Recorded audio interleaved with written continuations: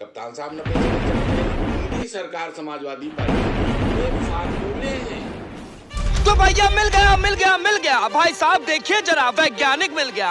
अब फॉर्मूला सुलझाने वाले को भाई साहब आप क्या बताएंगे कि सपा की पूर्व सरकार गुंडी सरकार हो गई और भाई साहब कप्तान साहब नब जाएंगे, इसका फॉर्मूला भी बता दिया। अब आप भाई साहब फॉर्मूला सुनना चाहेंगे? रणजीत बहादुर श्रीवास्तव ने बाराबंकी जनपद के नगर पालिका में प्रेस वार्ता आयोजित की।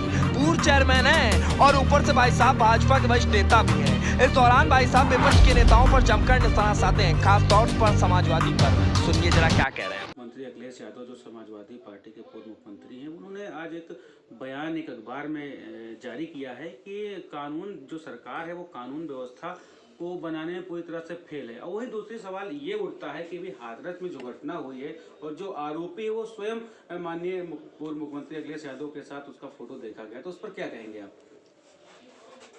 देखिए, अखिलेश जी की हमारी सरकार को बदनाम करने की एक सुनियोजित साजिश चल रही है। मैं इसे सिद्ध करने की कोशिश करता हूं और अपने देश की परिस्थितियों से करूंगा।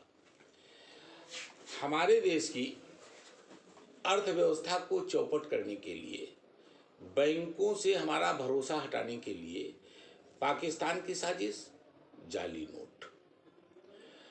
हमारे देश में विदेशी निवेश न आए, हमारे देश में अस्थिरता का माहौल बने, इसके लिए आतंकवाद, सांप्रदायिक दंगों की साजिश, हमारे देश में कानून व्यवस्था का प्रश्न, हमारे देश के अंदर अशांति का प्रश्न, अभी आपका एनआरसी का विरोध, किसान आंदोलन, ये सब इसी बात के साक्ष्य हैं।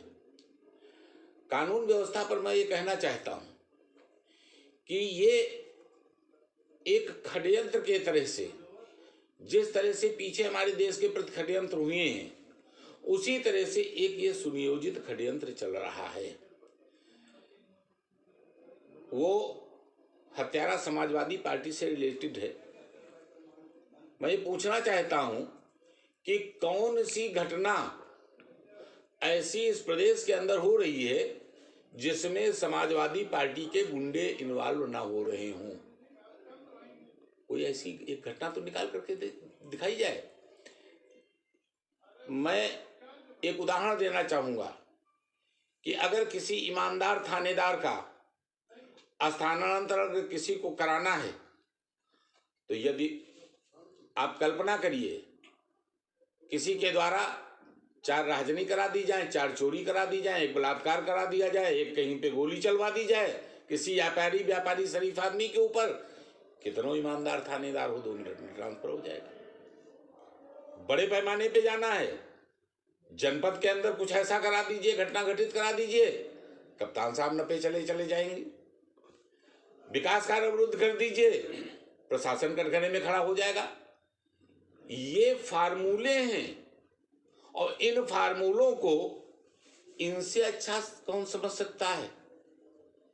ये पूर्व की गुंडी सरकार समाजवादी पार्टी की, गुंडों को पालने वाली सरकार, इससे अच्छा कौन ये फार्मूला लागू कर पाएगा?